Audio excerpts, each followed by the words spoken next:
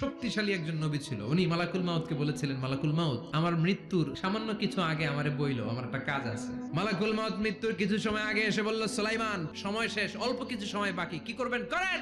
সাইয়েদনা সুলাইমান জিনদেরকে ডাকলো, ও জিনেরা, বিশাল একটা প্রজেক্ট আছে, প্রজেক্টে কাজ শুরু করো। আর কিছু জিনকে বলল, চারদিকে গ্লাস ফিটিং করা একটা রুম বানাও। সাইয়েদনা সুলাইমান আলাইহিস সালাম গ্লাস ফিটিং করা রুমের ভেতরে ঢুকলেন। এই রুমে ঢুকার দরজা নাই, হাতে একটা লাঠি নিলেন, লাঠির মধ্যে ভর করে দাঁড়িয়ে রইলেন আর জিনদের দিকে তাকিয়ে রইলেন। জিনেরা এত বদমাশ ছিল, সাইয়েদনা সুলাইমান দাঁড়িয়ে না থাকলে কাজ করতো না, দাঁড়ায় না থাকলে আজও লোকজন কাজ করতে চায় না, ঠিক কিনা?